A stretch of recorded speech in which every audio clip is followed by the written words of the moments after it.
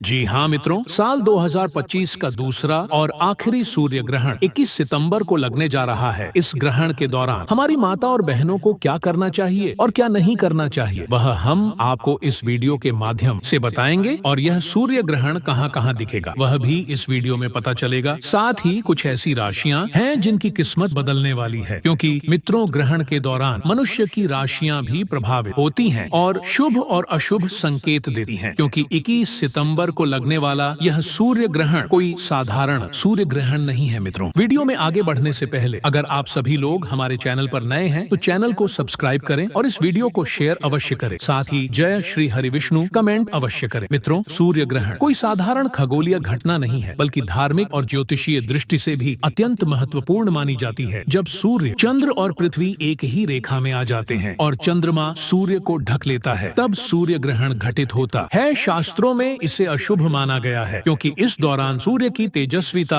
और दिव्यता क्षीण हो जाती है और संपूर्ण ब्रह्मांड पर उसका प्रभाव पड़ता है। सूर्य ग्रहण मुख्य रूप से 3 प्रकार के होते हैं। पहला है पूर्ण सूर्य ग्रहण, जिसमें चंद्रमा सूर्य को पूरी तरह ढक लेता है और आकाश में अंधकार छा जाता है। दूसरा है आंशिक सूर्य ग्रहण, जिसमें चंद्रमा सूर्य को केवल कुछ हिस्से तक ही ढक पाता है। तीसरा है वलयाकार सूर्य ग्रहण, जिसमें चंद्रमा सूर्य के मध्य भाग को ढक लेता है और सूर्य रिंग ऑफ फायर के रूप में दिखाई देता है। इन तीनों प्रकार के ग्रहणों में अलग अलग प्रभाव देखने को मिलते हैं। अगर हम साल 2025 की घटनाओं पर नजर डालें तो पहला सूर्य ग्रहण 29 मार्च को पड़ा था और अब यह दूसरा सूर्य ग्रहण 21 सितंबर को लगने जा रहा है। खास बात यह है कि यह ग्रहण आश्विन माह की अमावस्या यानी सर्वपितृ अमावस्या के दिन पड़ेगा। अमावस्या का दिन वैसे ही पितरों को तर्पण और श्राद्ध के लिए माना जाता है और उस दिन सूर्य ग्रहण का योग होना नकारात्मक ऊर्जा के प्रभाव को और अधिक बढ़ा देता है। 21 सितंबर का यह सूर्य ग्रहण खंड ग्रास सूर्य ग्रहण होगा, यानी इसमें सूर्य का कुछ हिस्सा ही ढकेगा। ज्योतिषीय दृष्टि से यह घटना कन्या राशि और उत्तरा फाल्गुनी नक्षत्र में घटित होगी, इसीलिए इस राशि और नक्षत्र से जुड़े लोगों पर इसका विशेष प्रभाव पड़ेगा। साथ ही उस समय शनि भी कन्या राशि में वक्री रहे। जब ग्रहण और वक्री शनि का संयोग बनता है तो इसका असर जीवन के हर क्षेत्र पर देखा जाता है। स्वास्थ्य, धन, रिश्ते और मानसिक शांति पर भी। भारत में इस ग्रहण के बारे में सबसे बड़ा प्रश्न यह है कि क्या यह दिखाई देगा या नहीं। वैज्ञानिक रिपोर्ट्स के अनुसार यह सूर्य ग्रहण भारत में दिखाई नहीं देगा। यह केवल New Zealand, Australia, Antarctica, French Polynesia, Kiribati, New Caledonia, Samoa, Tonga, Vanuatu और दक्षिण प्रशांत महासागर के कुछ हिस्सों ही दिखाई देगा। इसीलिए भारत में इस ग्रहण का सूतकाल मान्य नहीं होगा। फिर भी शास्त्रों में यह स्पष्ट रूप से कहा गया है कि ग्रहण का प्रभाव केवल वहीं तक सीमित नहीं रहता जहां वो दृश्य हो, क्योंकि सूर्य पूरे ब्रह्मांड का पालन करता है। जब उसकी ज्योति बाधित होती है तो